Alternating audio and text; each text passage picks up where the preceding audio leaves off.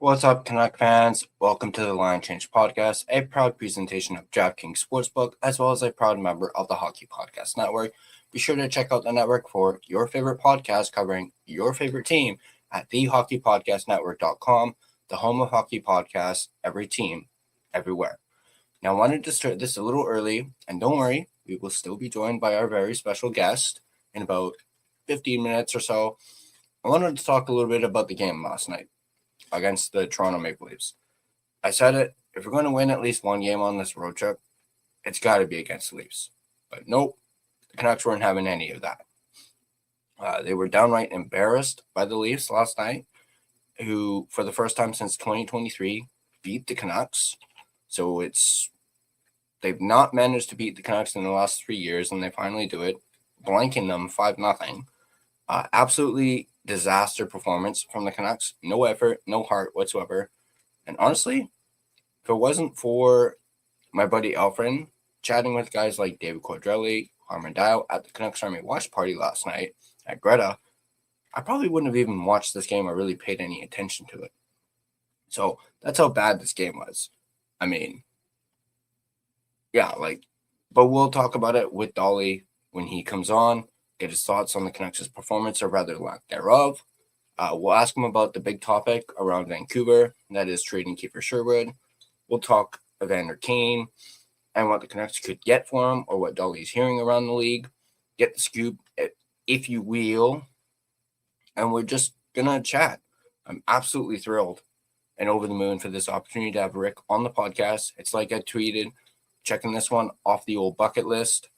And guys, this podcast has only been around for 11 months, under a year, and I got Rick Dhaliwal. So, I was at the Canucks Army watch party last night at Greta. Played a little air hockey with quads. Got my butt kicked by quads. Got my butt kicked by Alfred as well. So, apparently I'm not very good at air hockey. But if you guys watched Rink Wide last night, I got a little bit of a shout out from J-Pat, although not by name. He just called me the guy in the JT Miller jersey right there. And, I guess he saw me playing air hockey with, I think it was quads. And he said that I was able to keep my composure. And yeah, I did. Despite losing the quads, I did keep my composure playing air hockey. So I thought that was quite funny watching that on Rink Wide last night. But, so Rick will be joining us right at 9 o'clock. Like I said, I wanted to jump on here and kind of talk about the game a little bit and how disappointed I was with it. Not that I was really surprised by considering how the Canucks' performance has been the last few games and where it's just feels like they've checked out. So, but yeah. For having Dolly on, it would only be about 20 to 25 minutes, as he's obviously very busy. So he's given us 20 to 25 minutes. So I may not be able to get to too many questions, or comment questions from people. So bear that in mind. I will do what I can. So, but before I want to bring on Rick Dhaliwal, I do want to do my sponsor read. So I will do my sponsor read in about 5 minutes or so, and then get that out of the way. And then right at 9 o'clock, we will bring on Rick Dhaliwal. So post in the comments what you guys thought about the Canucks game last night against the Toronto Maple Leafs. Were you guys like me, where you guys were absolutely disappointed in the performance of the team? Were you guys disappointed with the effort? And were you like me, who just wanted them to at least beat the stinking Maple Leafs for once, and at least get their hopeful lone win of the road trip? But instead, they are, 0-3 on this road trip, and still, the Vancouver Canucks have yet to win in 2026. Obviously, Brock Besser had a great chance that he whiffed on on the power play, completely missed the puck. So he seems to be snake bit right now, having not scored in 20 games now. He has no goals in 20 games, or hasn't scored in 20 games, I should say. So, yeah, go ahead, post in the comments. Let me know what you guys think about the game, thought about the game last night. And in about a few minutes, I will do my sponsor read, and then right at 9 o'clock, Rick Dhaliwal will be on.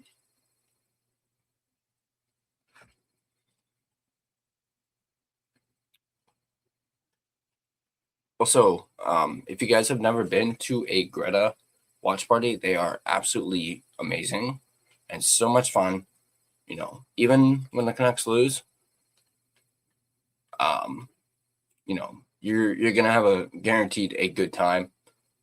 Like I mentioned, people like David Cordrelli are there, Harman Dial. Actually, last night Blake Price showed up. So did Matt Sakaris. Obviously, they did the live edition of Rink Wide Vancouver, so I stuck around a little bit for that. That was very cool to see get set up and start. It was awesome. Obviously, I had to leave a little bit early because I wanted to get home and prepare for this morning. So, but it was a lot of fun, watching and obviously being there with my buddy Alfred, who you guys know.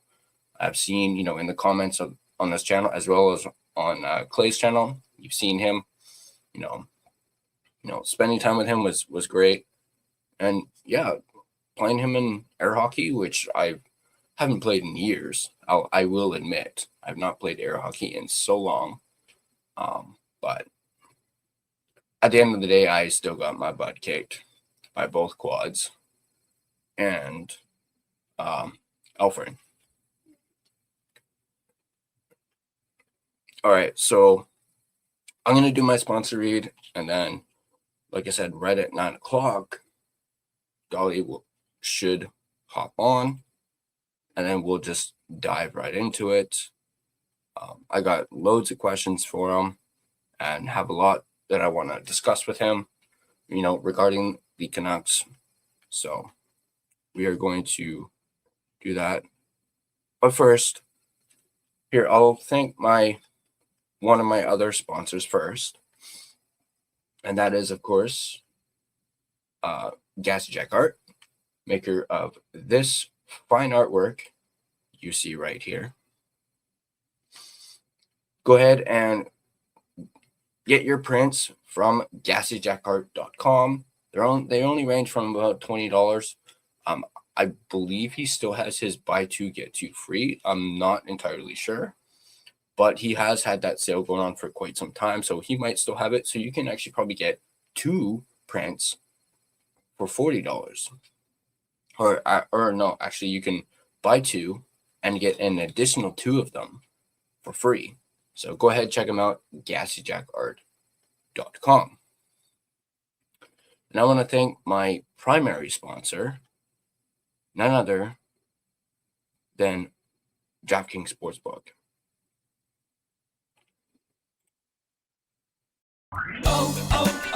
O'Reilly! Check engine, ABS, or maintenance light on? Take the guesswork out of your warning lights with O'Reilly Veriscan. The service is free and provides a report with solutions verified by ASE certified master technicians. And if you need help, we could recommend a shop for you. Ask for O'Reilly Veriscan today. O'Reilly Auto Parts.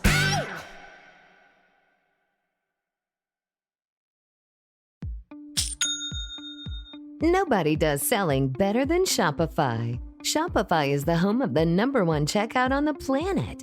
And the not-so-secret secret, with Shop Pay that boosts conversions up to 50%, meaning way less carts go abandoned and way more sales going through. So if you're into growing your business, your commerce platform better be ready to sell wherever your customers are scrolling or strolling. On the web, in your store, in their feed, and everywhere in between. Businesses that sell more, sell on Shopify. Upgrade your business and get the same checkout that Skims uses. Sign up for your $1 per month trial period for 3 months at shopify.com/Westwood1, all lowercase. Go to shopify.com/Westwood1 to upgrade your selling today. Shopify.com/Westwood1. Never experienced the jaw-dropping moments that make hockey? Well, you can experience them all with DraftKings Sportsbook, an official sports betting partner of the NHL. Missouri listeners, listen up. DraftKings Sportsbook is now live in the Show Me State. New customers, this one's for you. Bet just $5, and if your bet wins, you'll get $200 in bonus bets instantly. Download the DraftKings Sportsbook app and use code THPN, that's code THPN, to turn $5 into $200 in bonus bets if your bet wins. In partnership with DraftKings, the crown is yours. Gambling problem? Call 1-800-GAMBLER. In New York, call 877-8-HOPE-NY or text HOPE-NY, which is 467-369. In Connecticut, help is available for problem gambling. Call 888-78-9777 or visit ccpg.org. Please play responsibly on behalf of Boot Hill Casino and Resort in Kansas. Pass-through per wager may apply in Illinois. 21 plus age and eligibility varies by jurisdiction. Void in Ontario. Restrictions apply. Bet must win to receive bonus bets, which expire in 7 days. Minimum odds required. For additional terms and responsible gaming resources, see dkng.co/audio. This is a limited time offer. Copyright NHL 2025. All rights reserved. All right. Let me get to a couple of your comments before Dhali comes on. Kempner, good to see you, buddy. The disappointing thing about last night is that it's one thing to lose a game, but it's brutal to not be able to compete. The Leafs killed us. This team is not good enough to win. Team tank. And absolutely, they absolutely killed us. Like I said, I didn't really even see any effort from the Canucks last night. And actually, believe it or not, whenever the Leafs scored, me and Alfred would cheer the fact that the Leafs scored instead of, usually we would, you would think cheer for the Canucks scoring. Well, the Canucks ended up not even scoring last night. So I was like, let's at least cheer for the Leafs scoring because at least that helps out, Team Tank. So that's what I ended up doing while watching the game. I ended up cheering whenever the Leafs scored. And I'll admit, I think I got a few looks, but it's Team Tank, man. We're all about tanking. The more goals the other team scores, the better. We got Kempner in here, like I mentioned. Good morning. Good morning to you too, Trev. Exciting that you have Rick on the show. I love his content, and I'm a big fan. Yeah, me as well. Duolingo in the house. Good to see you, Duo. Hype guest this morning, bro. Yeah, absolutely. So let's go ahead and bring him on here. So without any further ado, please help me welcome the legendary, the one and only. He puts the Dolly and Donnie and Dolly, the team. Please welcome to the Line Change Podcast, Rick Dhaliwal. How are you guys doing? I'm doing good. That's good to hear. You got me up on a Sunday morning. Yeah. Yeah, likewise. Thank you very much for doing this, Rick. I really appreciate it, man. Anytime. Now, before we get into Canucks stuff, I actually have a question from my dad who wanted me to ask you this. He's a very big fan. He's also a big fan of Donnie's. And he asked, what do you think of the proposed changes to the CFL rules? The CFL rules? Yeah. Yeah, I'm okay with it. My biggest issue is the 3 downs. If they got to keep the 3 downs because that's what makes it Canadian. And the moment you leave 3 downs to go to 4 downs, you're going to lose me because the first word in CFL is Canadian. And Donnie and I go back to Empire Stadium in the late 70s and 80s. We're huge fans of Lions. People don't realize, the bulk of our show is Canucks, but Donnie and I are huge Lions fans going way back to the late 70s. As long as they keep it at 3 downs, I'm okay. But the moment they go from 3 to 4 downs, you're going to lose me. The unique thing about the Canadian Football League is 3 downs, is the fact that you got to play a certain amount of Canadians. So all the other stuff they did this year, I can live with. I understand the motive behind doing it. Like a lot of the stuff, I'm okay with it. But they will lose me. The moment they go from 3 to 4 downs, they did not do that. So they kept it, the Canadian ratio, which the CFLPA's got more to do with than the actual commissioner. As long as they keep the Canadian ratio, I'll be happy. And as long as they keep it at 3 downs, I'll be happy. You can tinker with the other stuff. I have no issues with that. As long as it's common sense. They thought through it. The owners, the governors, everybody signed off on it. So I'm okay with that. To make the game better, you gotta always have innovation. If you keep something the same forever, it becomes stale. And this is recognition on their part that certain parts of our game need to be addressed, and I'm okay with that. It's no different than a business that is becoming stale. The owners of a business have to make a decision that we got to change things. They're stale. So no issues with that, but make sure you keep it Canadian. Make sure you keep the downs at 3, the ratio of amount of players that are from Canada, keep that the same, and I'll be okay with that. For sure. He's more of a football fan than I am. But he wanted me to ask you that, and I was like, sure. It's a great question because, and like I said again, and your dad's probably been watching the Lions like Donnie and I for years. The Lions and the Whitecaps, proved this year that it's just not a hockey town. And now we got the Golden Eyes, we got the Warriors, we got the BC Hockey League, we got the Western Hockey League, the Vancouver Giants. There's a lot of stuff. It's just not, Canucks 24/7. The Whitecaps proved this year that when you do special things, people will hop on board. The Lions should have won that Western final. Nathan Rourke, Canadian quarterback, he's doing special things. So the Lions and the Whitecaps proved this year that when you do things the right way from ownership on down, people will jump on board and they will support you. Ron Toigo does a lot of good stuff with the Giants. I'm a big junior hockey fan. I've been covering junior hockey since 1990. So I'm glad you brought that up because there are other sports in this town other than the Canucks, but the Canucks are obviously always going to be the number one story. But it was nice to see the Whitecaps capture the imagination of the fans and the Lions. Last 2-3 years, going to the Western Final all the time, that was good as well. Mm-hmm. Sure. All right, let's get back to them Canucks. So obviously Kiefer Sherwood's name has been going around a lot, and he's really become the talk of the town and the season, this Canucks season. Could you see the Rangers actually maybe landing Sherwood? I know the Rangers have been talked about the destination, and they've been really pushing hard for him too. What do you think about the idea of trading Sherwood in exchange for Lafreniere? Yeah, I don't. The Rangers aren't the only team pushing hard for him. I wouldn't classify them as that's just a team like many others that since day one have been after Sherwood. Look, the bottom line on Sherwood is this: I wouldn't read.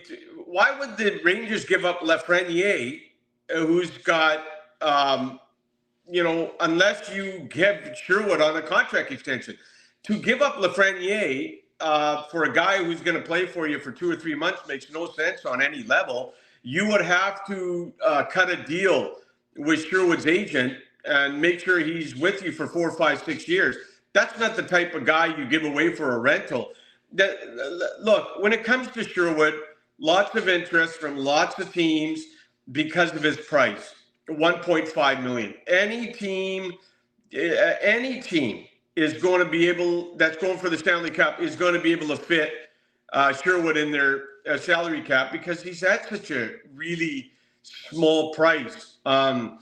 Now, what you get for Sherwood with a contract extension and I'm talking about the Canucks, and what you get for Sherwood without an extension are two different things. No one's given up a ton for a guy who's only going to play for you for 30, 40 games, and that's it. So I think teams will, if you want a first-round pick and you want a whole bunch of stuff for Sherwood, I think those teams would probably want to talk to his agent and get an extension done as well. But look, still, the Canucks have not got what they want for Sherwood. Otherwise, they would have struck the deal. The general feeling is that they want a first-round pick, plus I could see him the Canucks getting a second-round pick for sure. But he's doing his job. He's leading the team in hits. He's leading the team in goals, power play, penalty killing. Most nights, he leads the team in shots, right? He's doing his part. Despite playing with the guy, Kemp, at center, it was not a playmaking center. Like David Kemp, one of the biggest issues the Canucks have right now is their center ice position. Pettersson, Kemp, Ratu, Sasson, and you go back a couple of years now, and what do they have? They had Pettersson, Miller, Horvat, Lindholm, and when you look at all their problems this year, they are all right there at center ice. They're right there playing. You know, Pettersson last night, 2 for 11 in the faceoff circle. The Canucks had 6 power plays last night. They were 0 for 6. Pettersson had 1 shot. Like, how do you have only 1 shot on 6 power plays as the number 1 center? But anyways, look, Sherwood's got a good market. The Rangers aren't the only team aggressively going after him. Since day one, there's been a ton of teams after him. And it's just the Canucks haven't got what they want yet. The Rangers are just the latest name to come up, but I wouldn't read them and put them at the forefront. I would say to you, there's a lot of interest in Sherwood, but the Canucks haven't got what they want, or they would have struck the deal by now. Mm-hmm. For sure. I was actually thinking about this while I was watching the Leafs and Canucks game. We know that the Wild were interested in Sherwood at some point. I'm not sure if there's still interest. Perhaps there is. But I was thinking, what if when the Canucks traded Quinn Hughes, what if they had attached Sherwood in that package? Would they have gotten maybe more, an even bigger package in return? No, I was told they didn't want to do that. I was told that they didn't want to package Hughes with Hughes, Sherwood and Hughes. I don't think they would have got, because the Wild, the Wild would have to come up with yet another draft pick high and another prospect. At some point, the Wild are sitting going, okay, well, the Wild are also one of the teams in on Sherwood as well. Just so you know, they've been poking around Sherwood since day one. But I was told the Canucks didn't want to do that. I think they could probably get a better package for him than if it's a singular trade. I think the Canucks did good on Hughes. I think they got Zeev Buium, who's only 20 years old. I know you saw he gave the puck away there at the blue line last night. There's going to be mistakes. There's going to be mistakes, folks. Canucks have 2 20-year-old defensemen, and they got a 21-year-old last night. You saw Pettersson, the defenseman, on the first goal. He got caught a little in the neutral zone. You saw him go to the wrong side of the ice. So there's going to be mistakes on that blue line, and the Canucks are going to have to live with mistakes from Willander and Buium and Pettersson, the young defenseman. The Canucks have 2 20-year-old defensemen and 1 21-year-old defenseman, but they're going to be better for making those mistakes and learning and getting better at 22, 23. These guys are going to be up and running. But the young blue line on Vancouver, boy, there's not many teams that have 2 20-year-old defensemen like the Canucks do. But the Buium is going to be a good one. It's going to take time.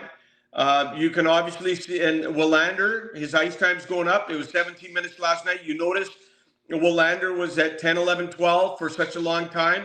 Now he's on the power play, and all of a sudden your ice time goes up. So I think one of the best areas for the Canucks down the road is going to be their defense. And I think these young kids are going to blossom, but there's going to be mistakes. You're going to have to live with them. You're going to have to live with them, because Buium and Willander got good ice last night. They're learning on the fly. They're learning on the job. I think that blue line is going to be nice in 2 or 3 years. Mm-hmm. Sure. Just quickly, your thoughts on the Demko injury that Foote talked about in the post game. Any updates? I imagine not yet. No, I haven't. I haven't heard they've called anyone up this morning from Abbotsford. So Foot said they're going to evaluate him. So when a coach says we're going to evaluate him, it takes time. It takes time. So, I mean, for the Canucks to know what's going on with Demko right now, I think it's going to take time. We'll have to sit and wait. Tolapilo's there for them to call up if Demko is going to be out for a while. So we'll just sit and wait. But, with Thatcher Demko and Lankinen, and Demko's new contract kicks in next year, it's going to be over $8 million, and they're going to have 2 goaltenders. The Canucks are going to be giving 2 goaltenders next year. Hold on a sec. Let me do my math. Over $12 million, so close to $13 million. If you are in a rebuild and if you are going to be at the bottom of the standings next year, I don't think it makes a lot of sense to be giving 2 goaltenders close to $13 million if you're in a rebuild. So, but also keep in mind, Kevin Lankinen has a no move for the first 2 years, this year and next year, in his contract. People talk about, why aren't the Canucks making a trade? Why are they waiting so long? Well, here's the problem. A lot of their guys have no moves, and a lot of their guys have trade protection. It's not easy moving those guys. Look at Tyler Myers, Tyler Myers took less money on July 1st to get that no move. Like, he literally left $2-3 million on the table to re-sign in Vancouver to have the comfort of the no move. So you know what? That's pretty. With the no move, you get the comfort. If you got a young family, you don't want to move. Lankinen just became a father. Myers has a young family. Those guys work hard to get no moves, and when you get a no move, there's, you have the comfort of not being moved in mid-season. You got kids in school. All that stuff matters. People don't take that into account, but you have to realize Myers took less money to get the no move. And Myers also, I've been told the Canucks don't want to move him right now. So I think the Canucks, the players that are available in Vancouver, in my eyes, are just wingers. I don't see anyone on the blue line. They don't want to move Hronek. They don't want to move Myers. The young kids got 3 spots. I don't see Marcus Pettersson going anywhere. I don't see the goaltenders going anywhere unless there's some drastic change. But I don't see any centers going because who wants their centers? They're the weakest team in the league in centers. The guys available in Vancouver, and one team told me Canucks have centers available, but we have a lot of centers, so they're not calling Vancouver. So I think the Vancouver's pretty. It's the wingers they're trying to move. There's no question. Sure. I wanted to ask you, if we were back in 2023, if we could go back in time to 3 years ago, back then, if I told you that in that 3 year span, the Canucks would trade Bo Horvat, JT Miller, and Quinn Hughes, would you have believed it? Well, that's the $1 million question right there. Is you had Miller, Horvat, Pettersson, you even had Lindholm, you had Quinn Hughes. The core is gone. If you go to the team that took Edmonton to 7 games, if you look at that hockey club, and they lost Zadorov and Ian Cole a few weeks later, that really hurt, because that summer Tocchet was really going to target leadership because of Cole and Zadorov leaving. So when you think about that hockey club and where they are today and who left off that hockey club, it's amazing. It's amazing. Look, they had to pick, in their defense, they had to pick between Horvat and Miller because both were entering the UFA year, right? And they had to pick one or two. So I don't blame them for picking one or two. You could say they picked the wrong guy, but they had to pick one or two because they didn't have the money to sign both, because both were looking at, over $8 million.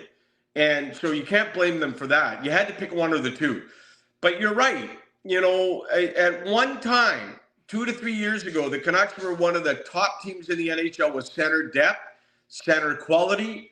That's why if you want to look at it, the reason they took Edmonton to 7 games is because they were hard to play against, thanks to guys like Zadorov and Cole, and they were so strong up the middle. Lindholm was so strong defensively in that playoff, it wasn't even funny. And they had 3 great centers. They had Bluger in the fourth hole. They were strong up the middle of the ice. And just to look at like last night, Camp, he's not a top 6 center. He's not a playmaking center, but, the wingers with him aren't going to get the puck. And then you got 2 young guys, Ratu and Sasan. Even that third line hole at center, that's a pretty important guy for PK and, quality minutes. You still need quality minutes from your third line center. And they have 2 young guys that started the season in Abbotsford and at the center. They've got to address the center ice position. I mean, there is no Coots is coming. Coots is 2-3 years away. We know that. I'll be surprised to see if they take a centerman high in this year's draft. And, all those people in Vancouver that want to rebuild, well, you better start looking at the 2026 prospects. The Canucks wake up this morning in 32nd place, and you better start looking at the top 10 picks, top 5 picks, because I'm going to tell you right now, that's exactly where the Canucks are heading. That's exactly where the Canucks are heading. Gavin McKenna's there, but he's a winger. Ivor Stenberg's there, but he's a winger. Keaton Vierhoff's there, the kid from Victoria, but he's a defenseman. One of the top center prospects is Tynan Lawrence, right? Caleb Maholtra is climbing the rankings in the Ontario Hockey League. Played in Chilliwack last year. Manny's kid, boy, I'm hearing a lot of good stuff about Manny's kid. I talked to someone in the OHL this week who told me that kid's stock is rising as a centerman. Canucks like him a lot, by the way. Another centerman the Canucks like, I talked to some people at the World Juniors, is Viggo Bjork out of Sweden. That's the guy the Canucks like. So, you know what? The Canucks, it's not a heavy center draft in the top 10. There are some centermen, but if you're picking 1 or 2, it's going to be tough to take a centerman who's slotted in 6 or 7. So, do you take the best player available? Is that, Gavin McKenna and Ivor? I know McKenna didn't wow everyone at the World Juniors, but the kid is still a phenomenal talent. Look what he did as a 15-year-old in the Western Hockey League. Stenberg, I just saw a highlight of him in Sweden this morning. He's going to be incredible. And if you go defenseman, Vierhoff, the kid from Victoria, played for the Cougars. He's there. So look, if you're all on this rebuild thing, you better start looking at the top draft picks this summer, because it sure looks like the Canucks are going to have a top pick. For sure. On that, going back to the Miller-Horvat thing, do you think things would have gone differently had the Canucks traded Miller instead of Horvat? No rift. Perhaps PD is still a 100-point player. Well, if you kept Horvat, you wouldn't have had last year's disastrous soap opera of Miller and Pettersson. So yeah, they would be better off, 100%. And now Bo Horvat's an Olympian. So yes, to answer your question, yes, just simply from the fact you would have avoided last year's disastrous Miller-Pettersson fight because Horvat would have been there. And just before Horvat got traded by the Canucks, remember, he was on that heater. He was scoring every night. He was doing everything. And now he's an Olympian. He's picked up where he left off in Vancouver with New York. He's a really good community guy, really good teammate. He was the captain of the hockey club. Canucks have traded 2 captains now in the last 3 years. It's not a good thing to keep trading captains because you name them a captain for a reason, right? So to answer your question, just to avoid last year's disastrous soap opera, yeah, they would have been better off, and they would have had an Olympian this year. It's not like the Islanders are a much better team last year than the Canucks. They missed the playoffs too. It's not like Horvat. It's just this year the Islanders got Matthew Schaefer, and the kid turned the franchise around, So, yeah, to answer your question, obviously the Canucks would be in a better spot if they kept Horvat because they would have avoided last year's disastrous soap opera. Mm-hmm. Sure. Speaking of captains, could you see Garland as a potential candidate for captain if they keep him around? Yeah, I could see Garland and Garland, by the way, took it upon himself to be a bit of a leader this year to help the young kids. And I was told that early at training camp. So he's got leadership qualities. His motor never stops.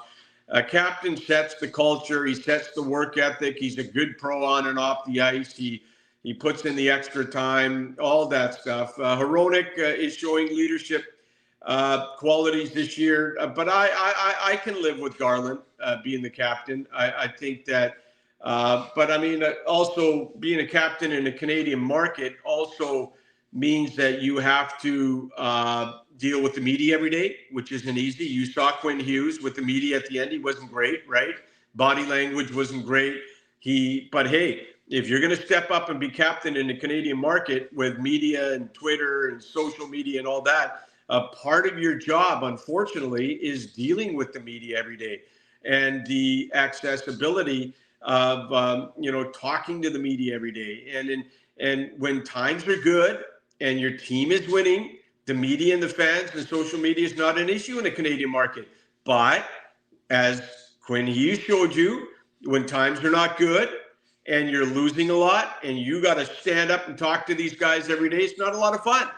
So there's a lot of things that go into being a captain in the Canadian market that you wouldn't have to have the same issues in, say, Carolina, Columbus, or LA or Florida, where hockey's not number one. So there's a lot of factors that go into play when you're in a Canadian market. But I could see Garland. I like the way he gives it all he's got.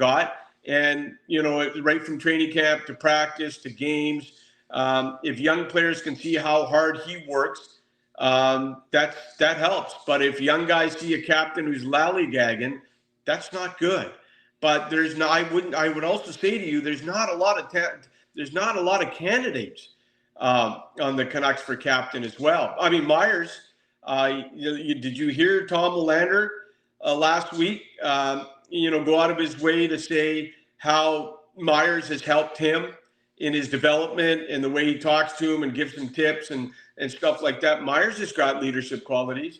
So I don't think there's a ton of candidates in Vancouver to be captain, but I think Garland is definitely one. Mm-hmm, for sure. Also, do you think Garland would be held on to despite the Canucks, hybrid rebuilding? I've heard they're hesitant. Hold on. I'm getting some information here. I got a text here I got to take care of. So listen, I got to cut this short. But anyways, it was great meeting you guys. I just got to I just got a text I got to deal with. It's very important. So great talking to you guys anytime. Keep up the good work on your podcast, and we will go from there, my friend. All right. Thank you very much, Dolly. I really appreciate it, man. Anytime, pal. All right. Thanks, man. All right. Well, there you go. That was Rick Dhaliwal. Had to cut it short. He's obviously a very busy man, so he's always on the go. So there you go. Rick Dhaliwal, everybody. I got some questions in, so that was good. Hopefully we'll be able to bring Dolly on once again. But yeah, that was a lot of fun. I hope you guys enjoyed that. We went a little bit longer then again, I did start a little early. And he hopped on a little early as well. So once again, I hope you guys enjoyed this little interview with Rick Dhaliwal. I hope it was insightful for you guys, especially relating to the Vancouver Canucks. And if you guys like this video, be sure to hit that like button. And if you want to stay up to date on all your Vancouver Canucks content, be sure to smash that subscribe button and turn on your notifications so you don't miss a single video. Also, if you guys are interested, we have a merchandise store. So go ahead and check it out, thelinechangepodcast.threadless.com. We currently have our 1-year anniversary collection available with completely redesigned logos that include, the blue and green, as well as a skate version. So go ahead and check that out. We do have some sales going on as well. So check those out as well. Also, if you want to have more discussions, join our official Discord. There is a link in the description down below. It's completely free to join. So go ahead and do that. You can also find and interact with us on social media, Facebook, Instagram, X, TikTok, Blue Sky. We're everywhere. Feel free to give us a follow on all of our social media platforms. And speaking of platforms, if you prefer an audio version of this podcast, you can find us on both Spotify and Apple Podcasts. On Spotify, feel free to give us a follow, as well as rate and review us on either platform. Also, if you have a favorite episode, feel free to download it. It really helps out the podcast. So once again, that was Rick Dhaliwal. I hope you guys enjoyed this interview with Rick Dhaliwal, and I will see you guys. Oh, and normally I would say go Canucks go, but I'm going to change it up a little bit, and I'm going to say lose Canucks lose, team tank. I'll see you guys in the next video.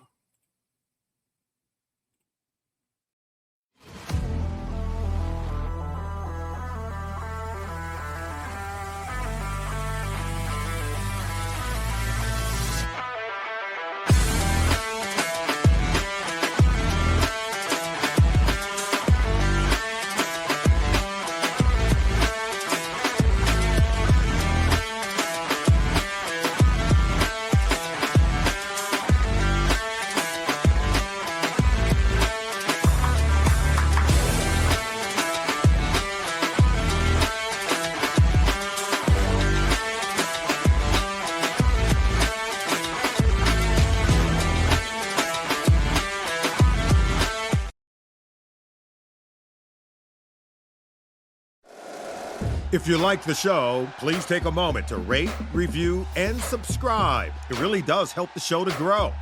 Thank you for listening.